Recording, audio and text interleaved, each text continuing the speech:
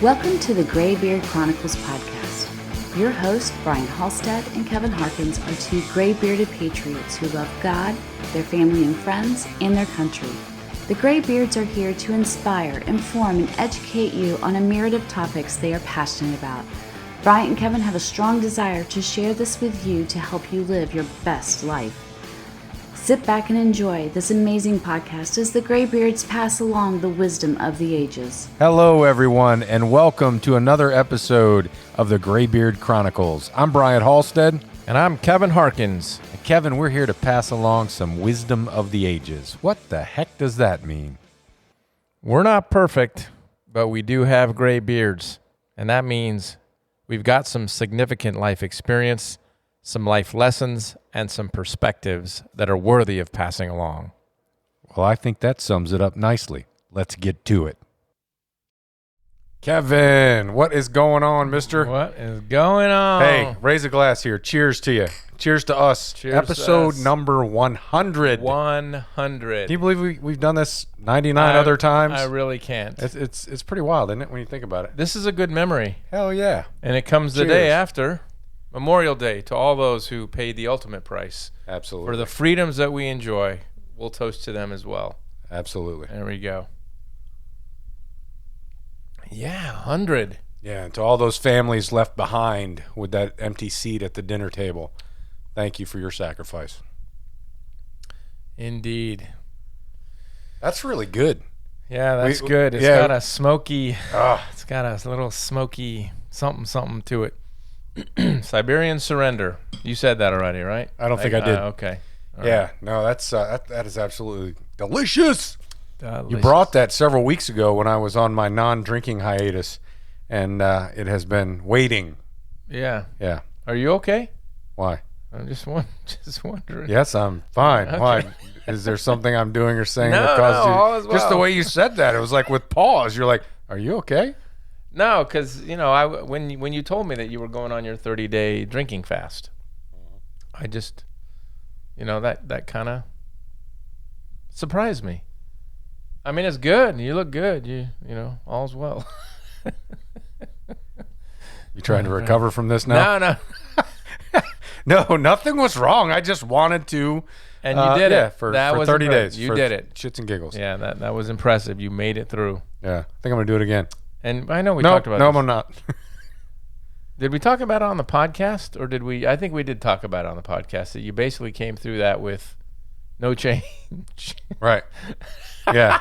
What's the lesson there? Well, the lesson was I was, able to do it. Yeah. And, it's not like I'm drinking large quantities on a regular basis anyways. No. So, I was curious, though, because, I've seen others talk about having weight loss associated with stopping drinking for 30 days. And I don't know, maybe you have to go longer than that because I really didn't notice a difference. That's because you don't drink that much. That's why. But anyways. You're drinking a couple, 2, 3, 4 beers a day, which many people That does do. happen sometimes, but not every day. Right. Absolutely. Yeah. So you all right? Yeah, I'm doing amazing. Yeah. Great weekend. Yeah, great weekend. Celebrating the freedoms that we have and certainly appreciating all those that have laid it on the line to make that possible. You betcha.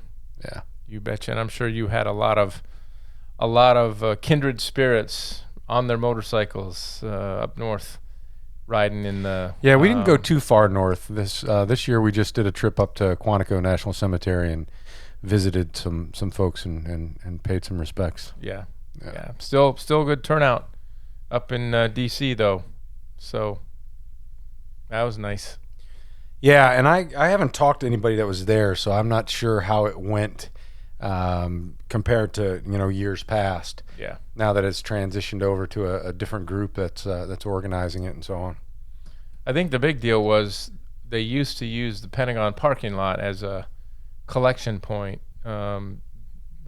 before, during, and after the ride, Right. and that wasn't available this time. So that was the big difference. Yeah, it started out to be, and there was some back and forth on that, but I think ultimately they landed on RFK Stadium as the starting point. Yeah.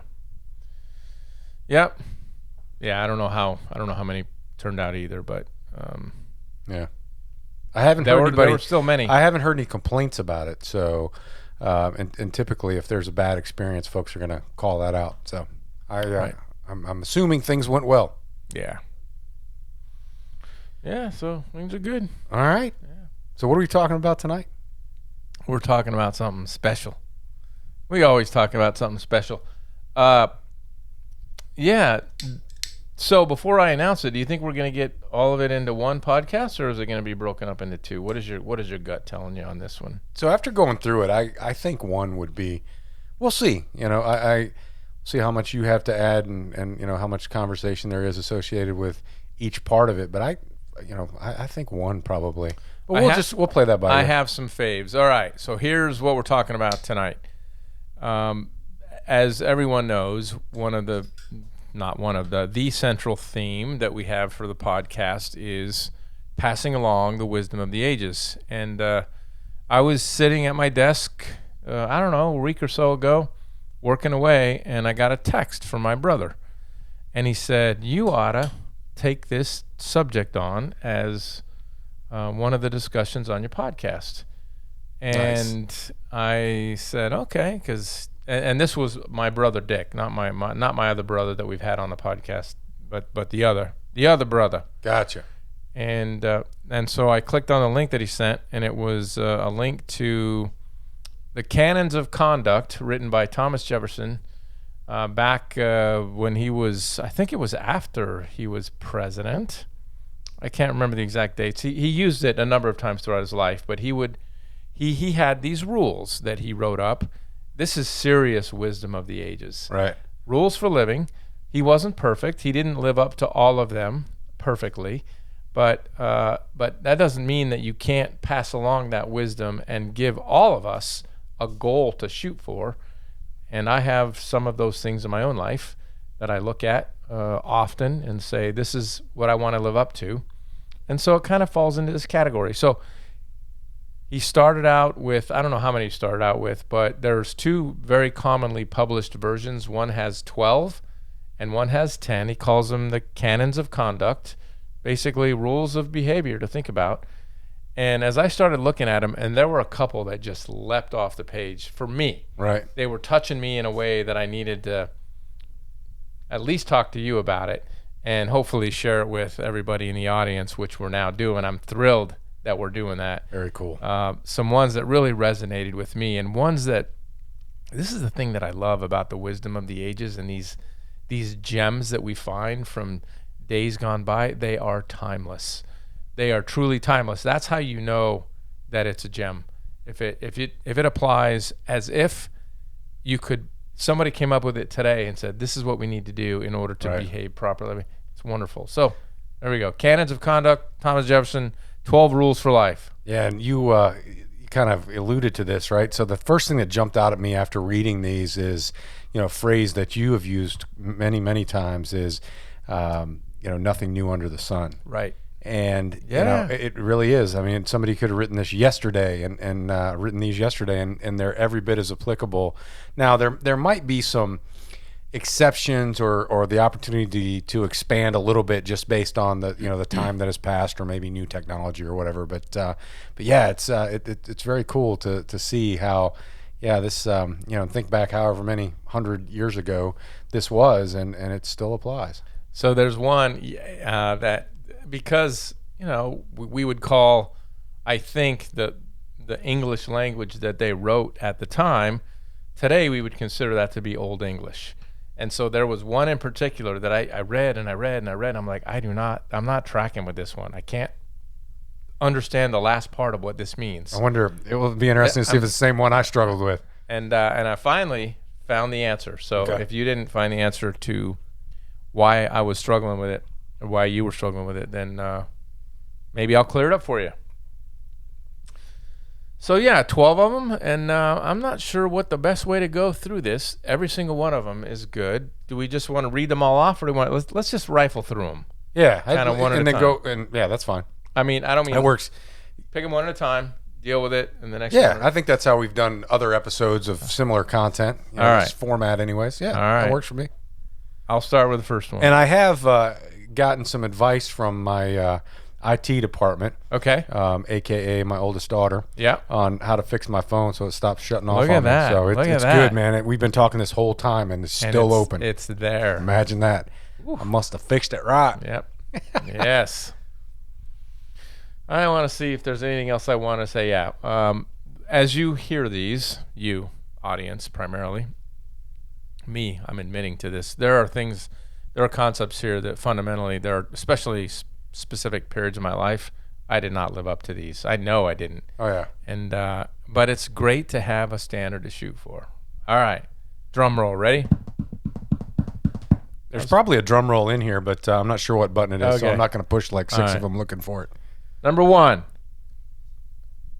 All right, what you got? Never put off to tomorrow what you can do today. Many people have said this in many different ways. Right. Mark Twain, Ben Franklin, many people have said this. That's the way he chose to put it. Never put off to tomorrow what you can do today. So what does that mean to you in today's day and age? Well, I think ultimately it's talking about procrastination Yeah. and, managing your priorities and so on. And this is one of those that you can argue because I think that, when you do sit down and you prioritize things, you'll find that, there may be several things that are presented to you in any given day that you can act upon. And because of what you prioritize and, what's important to you, you may not get to them all. So there might be a situation where, you don't do it today because there's other things that need to be done. But I understand the concept and the intent of it. Yeah. Yeah, I think it's it. In a word, and this one for me is fairly simple, is we suffer in our lives, probably humankind has suffered from it forever, is this issue of procrastination, just putting it off. And what happens when we do that is the weeds of life start to grow into whatever it is that we're trying to get done, that we're thinking about doing, that we're planning, and those weeds start to choke out and make forward progress more difficult. And so it becomes those mental anchors that are, especially if it's something that you want to do and not doing it is causing that mental stress, that baggage or those anchors that you're dragging around. Yeah, I could definitely see the point there. And how many of those do you have in your life? Are there things that are on your to-do list that are just nagging you, and every time you walk by them, it has a negative impact on your thoughts? I know I have a few of those, and it's stuff that I need to act on, and it's just something to think about because I think it's important. You use the key word, I think, when it comes to dealing with some of this stuff. When you start out the day, you put down your list of things that you want to accomplish, and you put them in priority order, and you start clipping away at them, and you get as far as you can until the day is done. And I don't think this is saying as long as you're awake, you ought to be working. I mean, you have to have some mental breaks, and right. We can, especially now that we have computers at our desk and computers in our hand, through our phones, we can be working all the time if we want to, and that's not healthy either. So, but the problem is a lot of people they further procrastinate by distracting themselves with all kinds of mindless busyness that passes the time but doesn't make any forward progress. So, yeah, agreed. Don't put it off. Right. Get on it. Yeah. All right, you do take it number now. 2. You take number 2. All right, number 2. Never trouble another with what you can do yourself. Never trouble another with what you can do yourself. And maybe, so I'm going to get your thoughts on this first, and then right. then I've got a few things I'd like to add and some questions I'd like to ask. Okay. Oh, you want me to tell you what I think about it? Mm-hmm. All right. So I had 2 thoughts. Number 1 is take care of your own business. There's a whole bunch of people that don't do that they either try to slough off or give it to somebody else, or if this is your business and it needs to be taken care of, take care of it yourself. Don't give it to somebody else. So that's simple thought number 1. And simple thought number 2 is do what you're supposed to do. That's it. I mean, those are kind of similar. They're not exactly the same, but if it's your own business, and then do it. It's kind of related to number 1. It's related to all these. A lot of these have overlap, but there's I think this can happen a lot too in relationships. I had a couple thoughts like that where, two people in a relationship and there's something that needs to get done, and one person goes, yeah, my partner, my wife, my friend, my whatever will take care of that. Right. I don't need to, even though it's my business. Yeah, then it doesn't get done. Right. Yeah. And then the resentment sets in. Mm-hmm. Yeah. Yeah. Nothing healthy about that. Right. So that was my thought. Well, did you have a different take on this one? So, and I don't mean to be the opposite thinker on this. This is 2 in a row that I've had kind of an alternative view to it, and this is one of those that I think there needs to be more context associated with it, and because I think that can change the scenario. If you look at it from you've heard the phrase, if you want something right, do it yourself, or want done right, do it yourself. Right. You want something done right, do it yourself. Right. From a leadership standpoint, that's not always a good way to operate. And the reason I believe that is because it doesn't develop other people around you. And it also doesn't show confidence, the confidence level that you have in other people and their abilities to get things done. So you just have to, kind of be careful of that and maybe temper that a little bit. Now, I also believe that there are things that you can absolutely do. And so it falls into that, stuff you can do yourself category. And you shouldn't spend time doing it because you could pay somebody else to do it, and it's something that wouldn't cost you a lot of money, and you could use the time you would have spent doing that doing something that's way more productive and way more financially beneficial for you, producing a greater return on your investment. If that makes sense. And maybe I'm overthinking or thinking into this too much. No, I think what you're doing is you're applying wisdom to this concept. Nothing that you said, I believe, conflicts with this issue. Because sometimes, you can do it yourself, or you can delegate it appropriately to somebody else to do it. And that is, in fact, what you should be doing. You shouldn't be doing it yourself. You should be delegating it. So I think you're right. I think you're overlaying wisdom onto the topic. All right. I'll take that. It's just the word never, that starts with the word never, and that kind of, gets me. And I think that there's room for other versions. This just reminds me of a thought that I had, an overwhelming thought while I was going through this. It's always interesting when you're trying to interpret words that people wrote 250 years ago, and you don't understand fully what the context was. Right. Sometimes you don't even understand what the meaning of the words were at that time compared to what they mean today, because the meaning of words change over time. So, yeah. Anyway, I think take care of your own business. Do it yourself. All right. I get number 3? Yes, sir. Never spend your money before you have it. Never spend your money before you have it. There you go. That makes sense. Yeah, that's easy.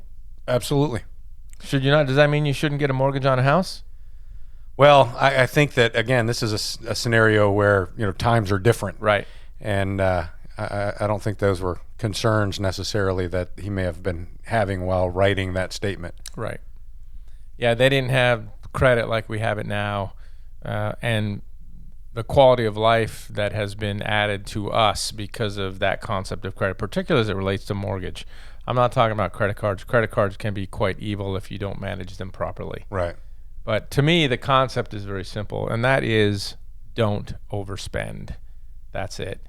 If you're, spending money left and right that you haven't yet earned, and the debt, the credit card debt in particular, is racking up and stacking up, that's dangerous. That's not helpful. You become enslaved to that, quite honestly.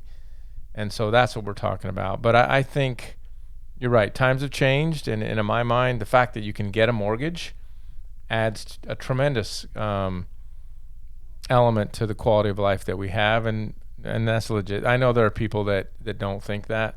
I think of who was a gentleman that I used to read, still do a little bit, Dave Ramsey. He's a financial guy. He's got a lot. He says, you should pay it for cash with everything, and it's better. I don't know how realistic it is in today's day and age.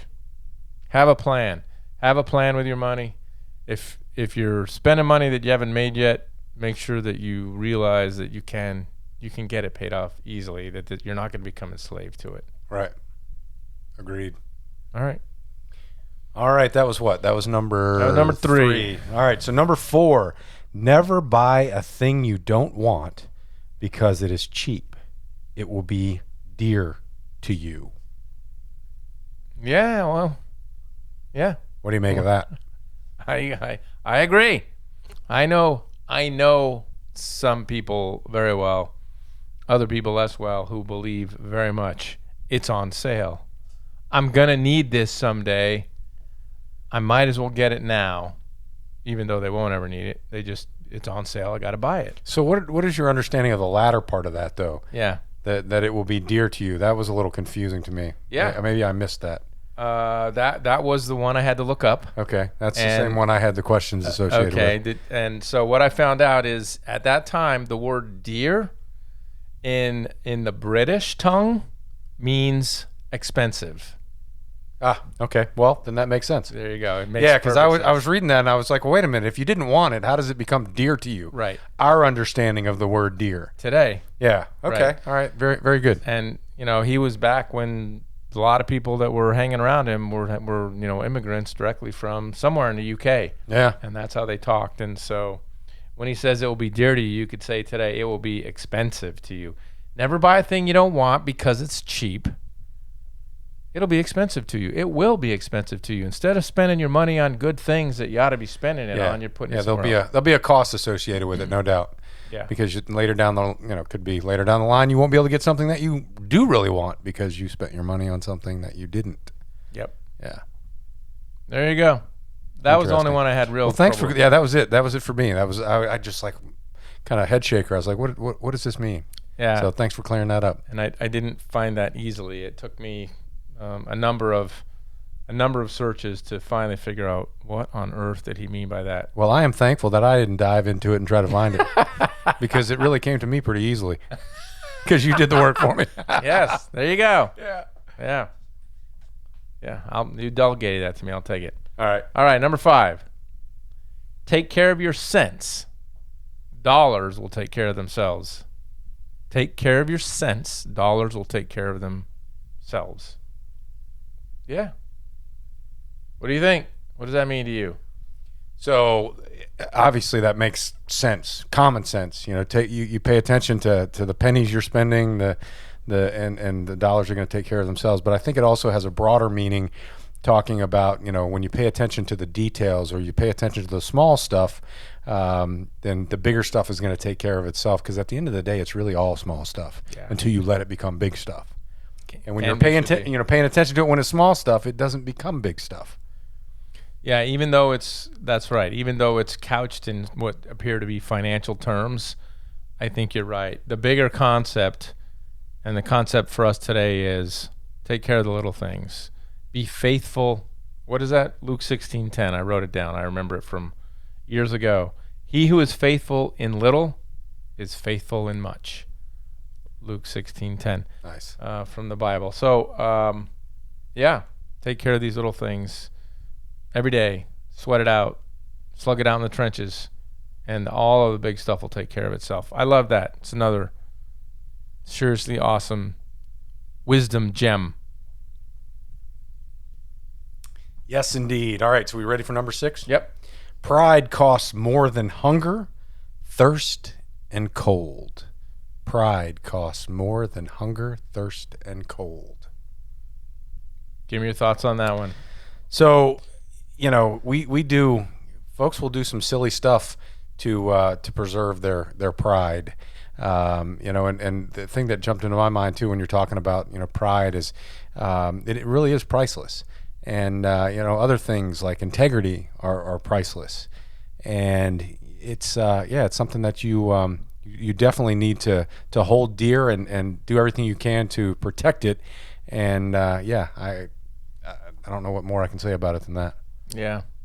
You know what American historical event popped to my mind as soon as I saw this one and read it and started to think about it, and it was the Aaron Burr Alexander Hamilton duel that killed Hamilton. That Aaron Burr Vice President of the United States at the time was involved in a duel, and it was a pride issue. It was, you've violated my honor for speaking bad about me. Right. You will do stupid shit to protect it. Yeah, we're gonna die over it. That's. I mean, think about all the money you spend on food. Think about all the money you spend on heat and air conditioning. Think of all the money you spend on drink. Pride costs you more than that. All that stuff combined, when you allow it to. Yeah, that to me, that was a. And it's not, it's probably not it can be a monetary thing, but, it might not be, Certainly your life is not a monetary thing. Right. And I think that there are plenty of people out there in the world that, put their lives in jeopardy as a result of, defending their pride or, something of that nature. Lives have been ruined. Lives of people have died because they can't swallow their pride enough or put it, in check long enough to allow the circumstance to pass or calm down. And next thing you know, the consequence is much, much greater. So, yeah, that one. All right, you ready? Ready for number 7? Go ahead. Shoot. We never repent of having eaten too little. Yeah, ain't that was my reaction. Have you ever sat down after dinner on the couch and just kind of wallowed in your emptiness? Yeah. No, not once. It's funny. No, because as soon as I read it, you started laughing. And read what I have written here. I actually laughed when I read this one. So true. Yep. It's always, I've eaten too much. Right, and it's a constant reminder while you're sitting there and you're, dealing with indigestion or that bloated feeling. Yeah, I don't. I am thankful, and I absolutely thankful that I've not had to sit down after a meal and focus on the emptiness. Right.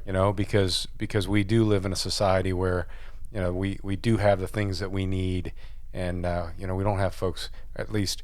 Well, unfortunately, we do have some folks that go to bed hungry at night, and I absolutely am thankful and blessed to not having ever experienced that. You're right. Probably fewer in this country than anywhere else in the world, but they do exist. That is not the issue we're talking about here. We as a society, we generally are gluttonous. Yeah. Absent maybe a couple times, since I know my mom and dad are regular listeners here. There were, I'm sure, and I can't think of specific occasions, but I know there was at least more than one occasion where I went to bed without dinner for some, misbehaving as a child. I know you have that shocked face on, I know it just seems like that's completely outside the realm of possibility, but I'm telling you it happened. Yeah, I think you're okay. I think you're better for it. Oh, no doubt. I don't know if you were complaining about asking for repentance for not eating. You were asking for repentance for other things, but not. Yeah. But I have gone to bed hungry, I guess is what I'm getting at. Yeah, it's okay. But it was because of my own ignorance. Yeah, absolutely. And my misbehaving. Anyway, we know right now that obesity, overweight, it's an epidemic in this country in particular. And it's good to sort of just check it up every once in a while and say, you know what? I don't need to completely gorge myself on this meal. Chick-fil-A is going to fix it. They are? Yeah. How are they going to do that? Well, unbeknownst to me, this just kind of caught me by surprise a couple of weeks ago when I rolled into Chick-fil-A to get a milkshake. Actually, 2 milkshakes, one for me and one for my wife.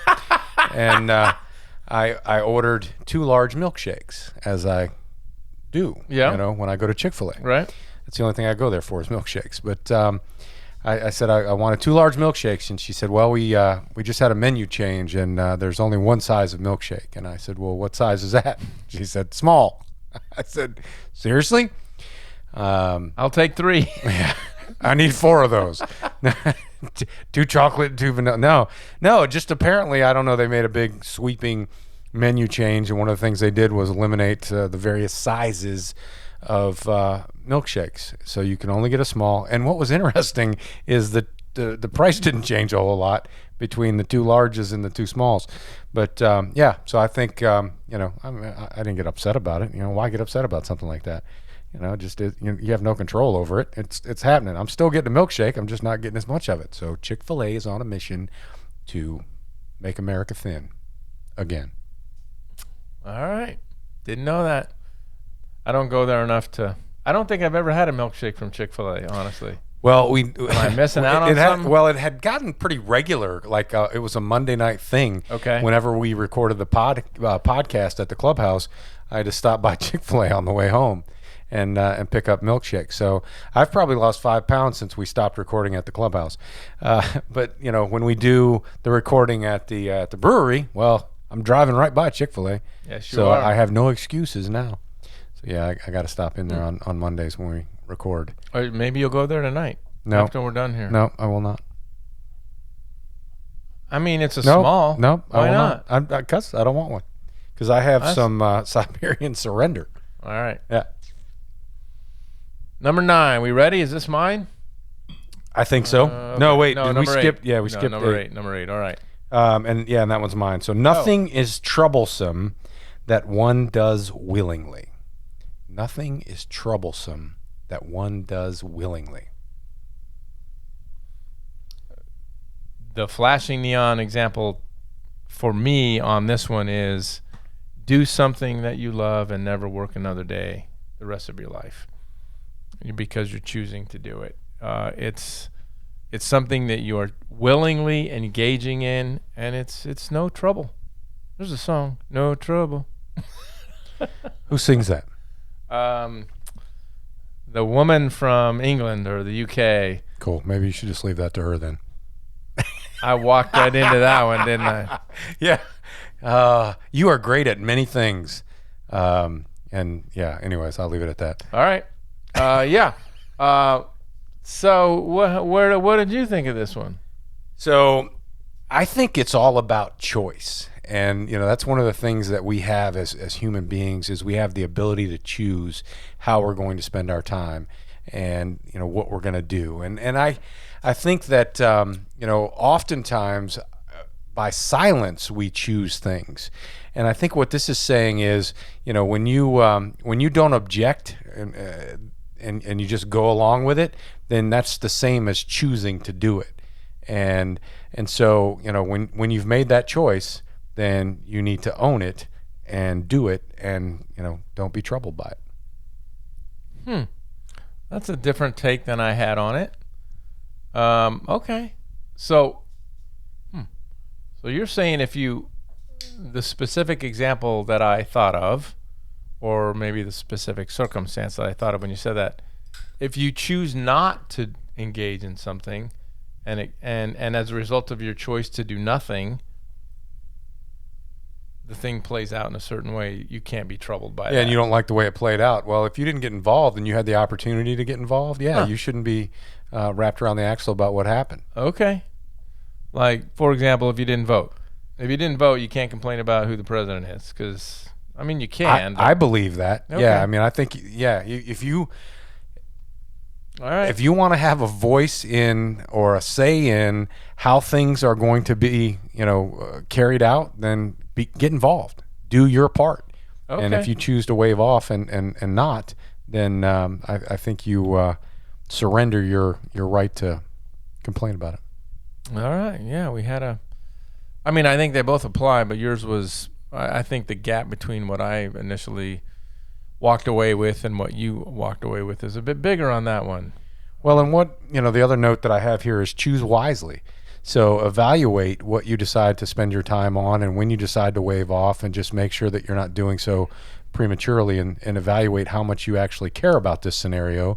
And, are you willing to walk away from it and kind of detach your emotions from the outcomes? Or if you can't, then, how do you engage? That's good. That's deep. All right. Kind of surprised. I'm glad you thought that was deep. That was deep. Oh, some deep thoughts. Well done. All right. Here's one. Here's one for me. Number 9. Number 9. I think we're gonna get through these. Yeah. No problem. Number 9. How much pain have cost us the evils which have never happened? How much pain have cost us the evils which have never happened? Yeah, we just said this one, right, by Mark Twain. I've had a lot of worries in my life, most of which have never happened. Right. Can you see the quote right there? What? There you go. Yep. There you go. That Mark Twain quote Man, right there. I quoted it perfectly. Yeah, you did. I got like a lockbox for a memory. I tell you. Yeah, that was spot on. Oh, but that, spot on. for me, that's all about worry. Yeah. What are you worrying about? Yeah. Yeah, for me, Keep this it is a in big check. one. I can think of probably 5 examples within the past week in my life. All of them work related. No, not all of them. Well, if I throw in the non-work related, now we're up to 10. Things that I worried about that never came to pass. Right. That's fact. It happened, and it happens, and it's such a waste of energy. Stop it already. Live in the moment. Do your best. Make the decisions.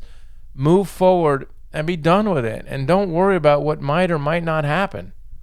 Yeah, and I don't think, at least my opinion is, that you can completely remove the thought of worry popping into your mind about different things. I think that's going to happen. What I think you can do, or I know you can do based on my own personal experience, is know when to pump the brakes and cancel that thought. It's how you deal with it. Yeah, exactly. So you have that worry crop up, you smack yourself upside the head, figuratively, or not, if it depends on what you need to do to catch yourself. Right. But just check yourself and shed that thought. Do the cancel that I think I've mentioned Jack Canfield talking about, when you have that negative thought come into your head, or you say something that you catch yourself and realize that wasn't something I want to put out there in the universe. Put that cancel comment right behind it. Yeah. And check yourself. Yep. All right. I like it. I think we're moving on to number 10, and I am curious to know what you thought about this one, because I think this one is open for interpretation. All right. Maybe it was easy. Was it easy for you? Yeah. I mean, this kind of jumped out at me, but I agree with you. I think you could certainly read a lot more into it. So the number 10 is take things always by their smooth handle. Take things always by their smooth handle. Okay. So for me, that says work smart, not hard. Okay. There's a right way and there's a wrong way to do things. Focus on the right way. Yeah. Because the wrong way is going to give you blisters or heartache or whatever. Yeah. Yeah. Yeah. I mean, you can think about grabbing a knife. You can grab by the blade or you can grab it by the handle. And the consequences of each are very different if you do it. And so, yeah, okay, I can buy into that. There's a right way and a wrong way. How about there's an easy way and a hard way? Yeah. Same kind of thing. Right. Yeah. What? That's a law enforcement flashback. We can do things the easy way or the hard way. When you're talking to Right. a perp. You decide. Yeah, when somebody's bucking up on you. Right. Yeah. Take it by the smooth handle. Yeah. Yeah. This one I really did initially struggle with and said, what does this mean exactly? And yeah, I think it may mean take the path of least resistance sometimes, although that may not necessarily be exactly what you want, but because sometimes the path of least resistance doesn't mean you're not doing the right thing. But you got to look for it anyway. Yeah. There's very often an easy way to do things, or an easier way to do things, than there is the hard way. Right. Or a smarter way. And smart doesn't always mean easy. Yeah. And easy doesn't always mean smart. Yeah. Okay. I'm looking at my notes. Look for the best and easy. Give people the benefit of the doubt and look for goodness in them. That's part of. Yeah. I can speak to this in my own life. If there's somebody that I'm dealing with that I don't like, I don't trust, I have reason to doubt what they're going to say, I can take something that they might say by not the smooth handle. I mean, I know I can do that. And I didn't come out very well, but you know what I mean. Yeah. So I think in scenarios like that, I can't say, well, I think it always is my intention. It doesn't always play out that way. But ultimately, my intention is to assume positive intent. I think that's a good mentality. When something rubs me the wrong way, or catches me, and I feel myself reacting to it, pump the brakes a little bit and slow down and try to evaluate what you just heard and make sure that it's not your filters that are causing you to react that way, which is most of the time the situation. And assume positive intent. All right. Until proven otherwise, and then fuck them up. That's the second part of that. Number 11 is my all-time favorite on this list. It is. This one, for me, rocked. Well, how modern day, how applicable is this one right here, number 11? Read it. Is it my turn? I don't know. Well, I don't know. Well, I'm going to read it. You read it. Think as you please, and so let others, and you will have no disputes. Think as you please, and so let others, and you will have no disputes. I love that. Mind your own fucking business. Yeah. Live and let live. And I'll mind mine. Yes. Right. Yeah. Yes. So here's the problem today. We know it. We'll state it again, but I believe what I believe. And you believe what you believe. And if we take this axiom, think as you please, and so let others. So you're sort of giving your permission, hey, man, I'm going to believe what I believe. That's who I am. Right. You be you. I'll be me. I'm going to let you be you. And you. The problem is people can't let others. If you don't believe what I believe, you are evil. You are the devil. You are a racist. You are a bigot. You are all of the bad things that, hey, I believe what I believe. You believe what you believe. Let's just agree that. Now, we're not talking about the extremes. We're talking about normal things that aren't, violations of morality or, your personal livelihood or well-being. If you're a person that believes in pedophilia, well, I'm not going to just let you mind your own business. We're going to have a problem with that, and I'm going to make sure that you're dealt with accordingly. Or you like randomly killing people for no reason and no justification. We're gonna have problems with things like that. And so those are the extremes and I don't think that's what's intended there. That's not what I'm saying at all. That we have to continue to respect the rule of law. But let me just use a specific example. Something that's very polarizing in this country right now, and it's a very specific example, and it's the pro-life, pro-choice. That's just one example. Probably, and it's probably pretty safe to say that it's pretty close to the middle. Maybe it's not, exactly down the middle, but, some people believe pro-choice is absolutely the right way to go, and some people believe that pro-life is the right way to go. There is law in place that all of us need to respect, but the bottom line is I'm done trying to convince anybody to think that something that's opposite me. I'm not going to do it. I think what I think, you think what you think. I'm good. Live and let live. There's a rule of law. We're going to live by the rule of law. Think as you please, and so let others. Yeah, respect their rights to feel how they want to feel, and I love this. Expect them to do the same in return. Nothing new under the sun. 250 years ago, he wrote this, and it could be the number one concept to solve the problem. Yeah, imagine we had a scenario today where everyone, without flaw, was living by that one right there. Right. Imagine the decline in disputes that we would have. Absolutely. Immediately. Absolutely. Yeah. And then a little side thought on this, and this is something that's come to me. I would say probably in the last 5 years of my life, what I've learned about life, and this is why this particular principle is easier for me to accept. Some people will believe anything. People are so damn gullible.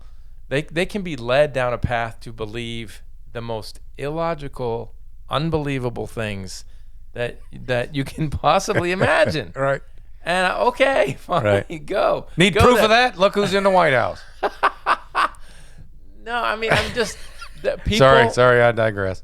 People can believe and will believe anything.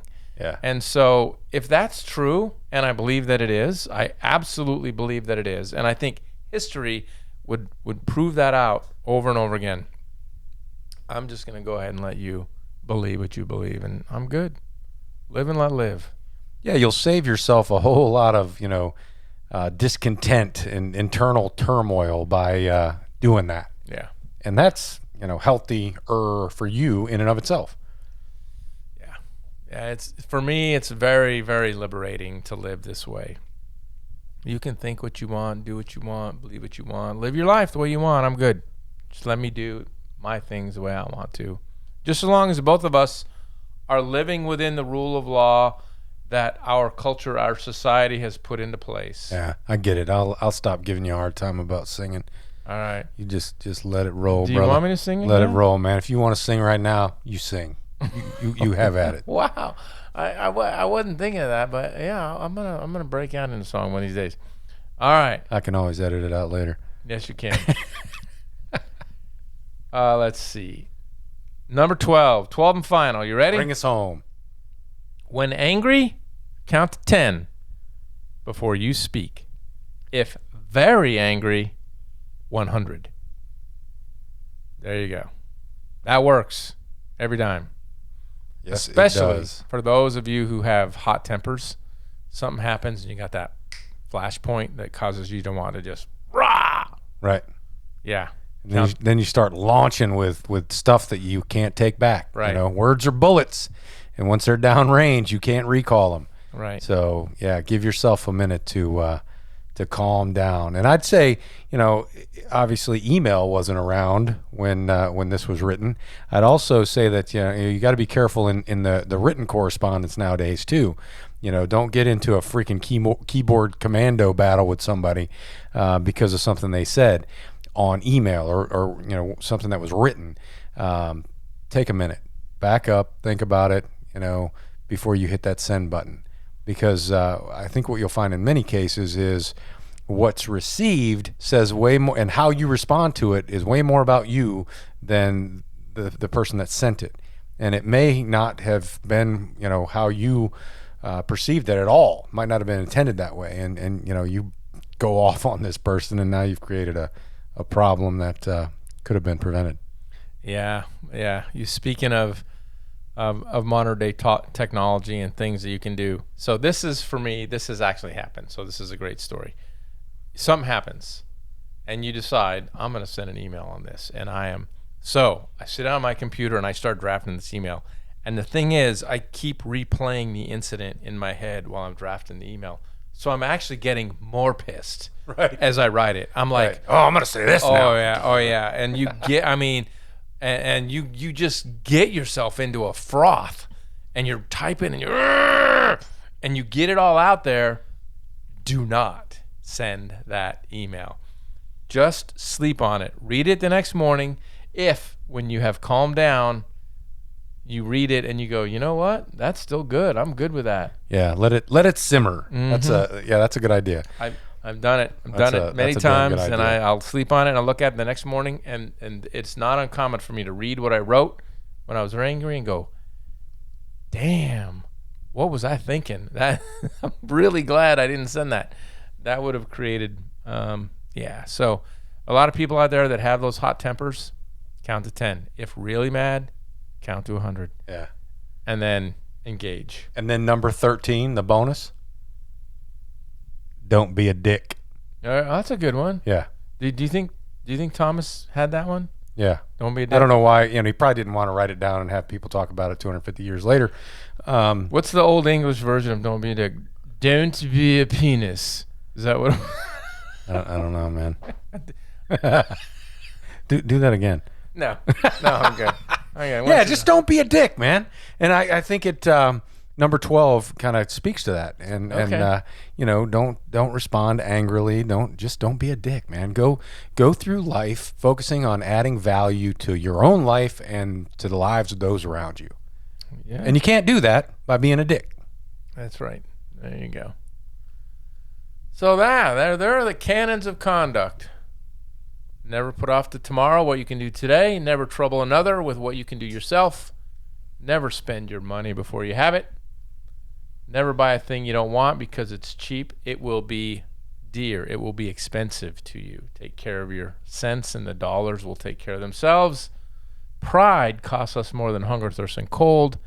We never repent of having eaten too little. Nothing is troublesome that one does willingly. How much pain have cost us the evils which have never happened? Take things always by their smooth handle. Think as you please, and so let others, and you will have no disputes. And finally, when angry, count to 10 before you speak. If very angry, 100. Serious wisdom of the ages. No doubt. No doubt. Yeah, it's amazing how applicable it still is today. Yeah. All right, and you heard it here, right here on the Graybeard Chronicles. You want to hear more stuff like this, make sure you click that subscribe button on YouTube or whatever platform you're listening to us or watching us on, and stay tuned for more good content. And as we say when we close out every one of these episodes, no matter who you are, where you are, what you're doing, make sure you take time between this podcast and the next to push the button on time so that the music comes in. And you got to remember to enjoy the ride. Totally almost dick that up again. Thank you for listening to this episode of the Graybeard Chronicles. Please subscribe so you'll receive notification when new episodes are available. To learn more about the Graybeards, visit their website, graybeardchronicles.com.